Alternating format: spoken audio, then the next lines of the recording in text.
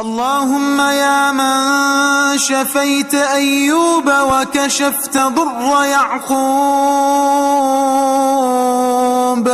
اللهم اشف كل مريض يتألم ولا يتكلم، اللهم اشف كل مريض لا يعلم بحاله إلا أنت.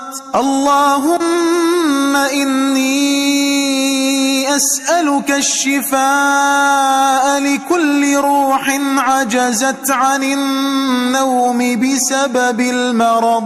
اللهم إن لنا أحبة على أسرتهم أعياهم التعب وأوجعهم المرض، اللهم اجعل ما أصابهم تكفيرا عن سيئاتهم ورفعة في درجاتهم، اللهم من عليهم بشفاء من عندك، شفاء لا يغادر سقما عاجلا